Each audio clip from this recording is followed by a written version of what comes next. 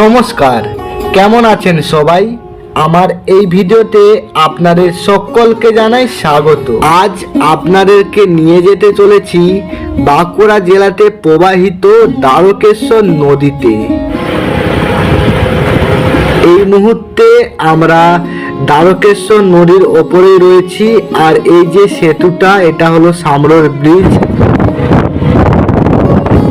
আগে যখন জল ছিল নৌকার মাধ্যমে এই নদীটা পারাপার হতো।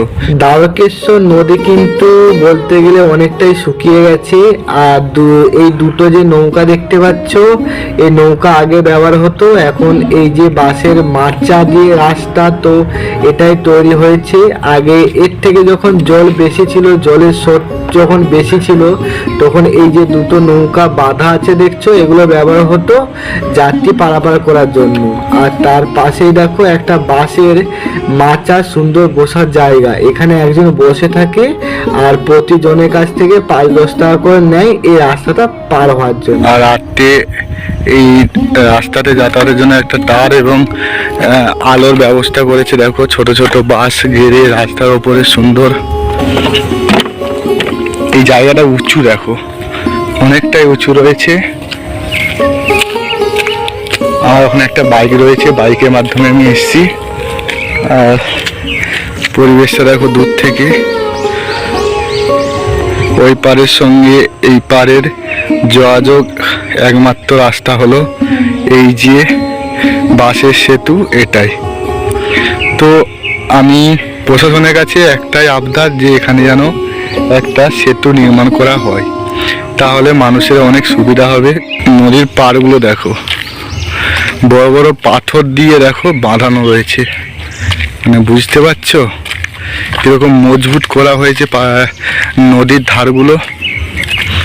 আরেকটু তোমাদের ধার দিয়ে দেখাবো।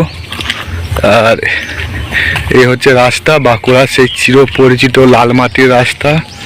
এই হচ্ছে আমার গাড়ি, এই গাড়ির মাধ্যমে আজকে বেরিয়ে পড়েছি।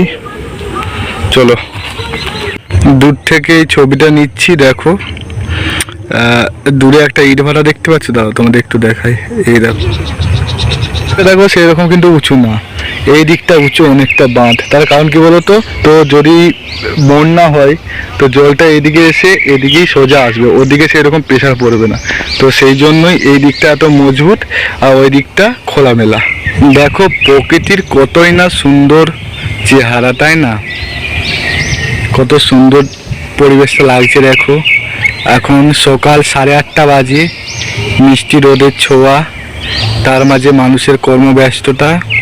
দেখো 2-3 জন, দাও তোমাদের দেখাতে পাচ্ছি নাকি, দেখি দাও। ওই দেখো দূরে, দেখো এখানে হচ্ছে কিছু টাকার বিনিময়ে 10-5 টাকা হয়তো হবে, এই রাস্তাটা পার করতে দেয়। কিভাবে উঠছে দেখো বাইকটা। আমি আগের যে ভিডিওটা করেছিলাম কোন জায়গা থেকে জানো, ওই দেখো ওই যে আপটা, ওখান থেকে ভিডিওটা করেছিলাম। আর এপারে চলে এলাম, দেখো এই রাস্তা দিকে যাচ্ছি। দাঁড়াও তোমাদের যেয়ে দেখাচ্ছি সামনে কি আছে। এই হচ্ছে আমার বাইক, তেল হচ্ছে একদম অল্প আছে, তার মধ্যে ঘুরে কমপ্লিট করব। রাস্তাটা দেখো কত সুন্দর, দেখো একদম চেনা সেই বাঁকুড়ার লাল মাটি, তাই না? কত সুন্দর লাগছে, তাই না? ওখানে দেখলাম দুটো ভাই বসে আছে, তারা ছাগল নিয়ে এসছে, গরু ছাগল নিয়ে এসছে, গামছা মাথায় নিয়ে বসে আছে। সত্যি পরিবেশটা দেখো সব বিউটিফুল, তাই না? আমার তো খুব সুন্দর লাগছে। এই দেখো বালি, এখানে ফুটবল বা ভলি যা খেলতে লাগবে না, খুব সুন্দর লাগবে, তাই না? আমি তো তোমাদের বলবো যে প্রকৃতিকে ভালোবাসো, মানুষকে না। মানুষকে ভালোবাসো, বাবা মা যারা তোমায় ভালোবাসে তাদের ভালোবাসো, কিন্তু প্রকৃতিকে ভালোবাসো। প্রকৃতি কিন্তু তোমার ভালোবাসার দাম দেবে, আদার্স কেউ দেবে না। এই রাস্তাটা থেকে যাবো, চলো চেয়ে দেখি সামনে কি আছে। হ্যাঁ দেখো কাশবন দেখবে, এখন অঘ্রাণ মাস চলছে, তবু দেখো কাশবন। এই দেখো, দেখেছো? ছিটে পোটা যে জলটা আছে সেটাও দেবে শুকিয়ে যাবে। গ্রীষ্মকালে তো জল থাকেই না,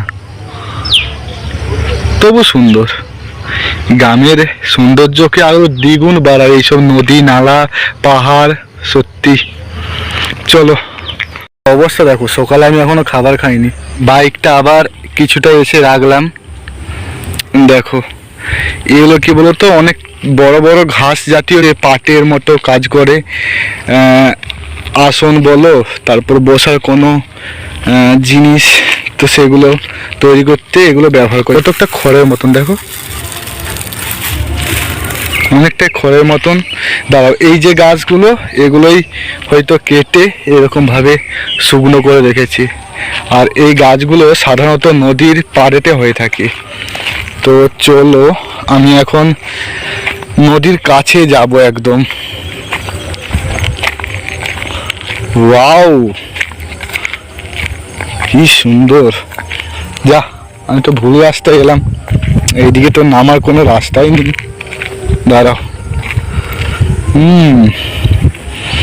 খাড়া দেখো, বালি আছে, আবার এখানে বস্তা দিয়েছে, অনেকটাই খাড়া।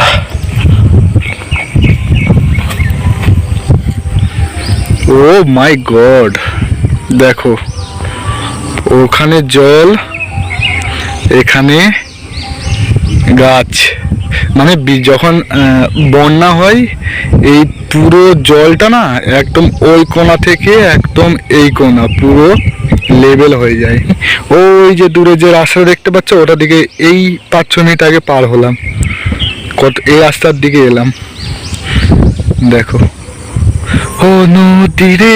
সত্যি আমার এইসব প্রকৃতি, মানে গ্রামের যে সৌন্দর্য না, সেটা বারে বারে বারে বারে বার আমাকে মুগ্ধ করে।